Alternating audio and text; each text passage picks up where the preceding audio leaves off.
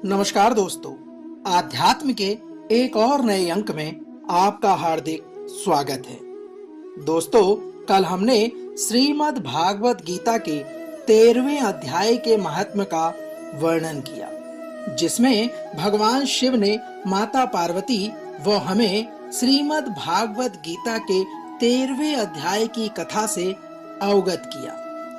उसी कड़ी में आज श्रीमद् भागवत गीता के 14वें अध्याय का श्रवण हम करने जा रहे हैं। तो आइए प्रारंभ करते हैं श्रीमद् भागवत गीता के 14वें अध्याय का महात्म्य। श्रीमद् भागवत गीता के 14वें अध्याय के महात्म्य को प्रारंभ करते हुए भगवान शिव कहते हैं, हे पार्वती, अब मैं तुम्हें संसार बंधन से छुटकारा पाने के लिए 14वें अध्याय का महात्म्य बतलाता हूँ। इसे तुम ध्यान पूर्वक सुनो। भगवान शिव कहते हैं, हे देवी, सिंहल द्वीप में विक्रम वेताल नामक एक राजा थे, जो सिंह के समान पराक्रमी और कलाओं के भंडार थे। एक दिन वे शिकार खेलने के लिए उत्सुक होकर राजकुमारों सहित 2 कुतियों को साथ लिए वन में गए। वहां पहुंचने पर उन्होंने तीव्र गति से भागते हुए खरगोश के पीछे अपनी कुतिया छोड़ दी।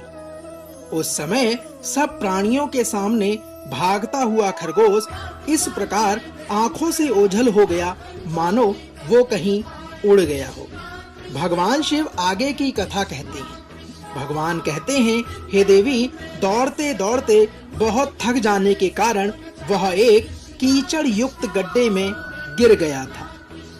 गड्ढे में गिरने से वह खरगोश कुतिया की पकड़ में नहीं आ पाया और ऐसे स्थान पर जा पहुंचा जहां का वातावरण बहुत ही शांत था। वहां उसने देखा कि सभी हिरण निर्भय होकर वृक्षों की छाया में बैठे रहते थे। बंदर भी अपने आप टूटकर गिरे हुए नारियलों के फल और पके हुए आमों से पूर्ण तृप्त रहते थे।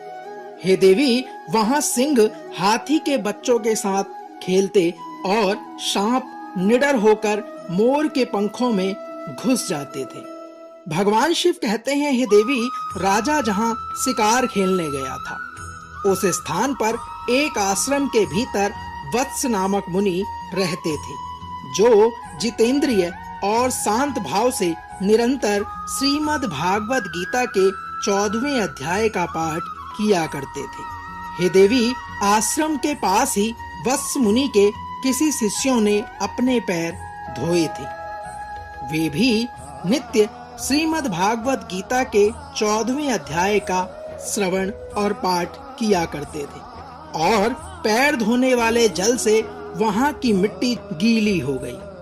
भगवान शिव आगे कहते हैं, हे देवी, खरगोश का जीवन कुछ शेष था, इसलिए वह थककर उसी कीचड़ में गिर गया था।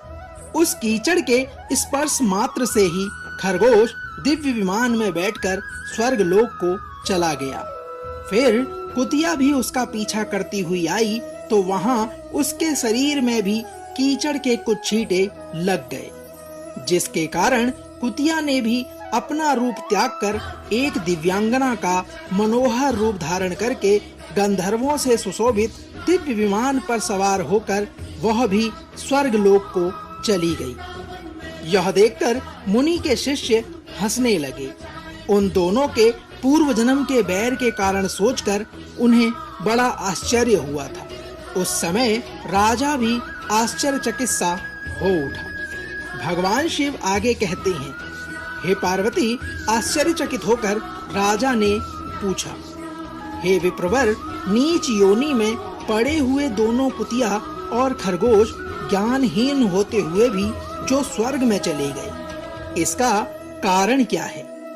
कृपया मुझे इसकी कथा से भलीभांति अवगत कीजिए। राजा के इस प्रकार के वचन कहने पर एक शिष्य ने कहा, हे राजन, इस वन में वत्स नामक ब्राह्मण रहा करते थे। वे बड़े जितेंद्रिय महात्मा थे।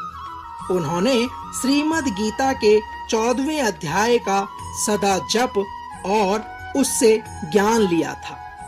मैं उन्हीं का शिष्य हूँ। मैंने भी ब्रह्म विद्या में विशेषज्ञता प्राप्त की है। मैं अपने गुरु के भांति ही 14वें अध्याय का प्रतिदिन जप करता हूँ और मेरे पैर धोने के जल के स्पर्श होने के कारण खरगोश को कुतिया के साथ स्वर्गलोक की प्राप्ति हुई है। शिष्य ने आगे कहा, हे राजा, अब मैं तुम्हें अपने हंसने का कारण बताता हूँ। शिष्य ने कहना प्रारंभ किया, हे राजन, महाराष्ट्र में प्रद्युक्त नामक महान नगर है। वहां केशव नामक एक ब्राह्मण रहता था जो मनुष्यों में कपटी स्वभाव का था। उसकी पत्नी का नाम विलोभना था। विलोभना स्वच्छंद विहार करने वाली एक स्त्री थी। हे राजन, एक दिन क्रोध में आकर जन्म भर की दुश्मनी को याद करके ब्राह्मण ने अपनी स्त्री का वध कर दिया। उसी पाप के कारण उसको इस खरगोश की योनि में जन्म मिला था। ब्राह्मणी भी अपने पाप के कारण कुतिया की योनि में प्राप्त हुई। हे राजन, श्रीमद् भागवत गीता के 14वें अध्याय के पाठ करने के कारण ही ऐसा संभव हो सका है। इसमें कोई आश्चर्य की बात नहीं है। श्री महादेव जी कहते हैं, हे पार्वती, यह सारी कथा सुनकर श्रद्धालु राजा ने श्रीमद् भागवत गीता के 14वें अध्याय का पाठ आरंभ कर दिया, जिससे उसे भी परम गति की प्राप्ति हुई। हे देवी, यह है श्रीमद् भागवत गीता के 14वें अध्याय का महात्म्य। जो मनुष्य श्रीमद् भागवत गीता के 14वें अध्याय का रोजाना अभ्यास करता है, अपना मन श्रीमद् भागवत गीता के अध्याय में लगाता है, वह भगवान विष्णु के विष्णु धाम को प्राप्त होता है। दोस्तों, तो यह था श्रीमद् भागवत गीता के 14वें अध्याय के महात्म्य का सार। हम आशा करते हैं कि आज का यह अंक आपको अवश्य पसंद आया होगा। कल श्रीमद् भागवत गीता के 15वें अध्याय के महात्म्य को लेकर एक बार पुनः आपसे होगी मुलाकात। तब तक जय श्री कृष्ण, राधे राधे।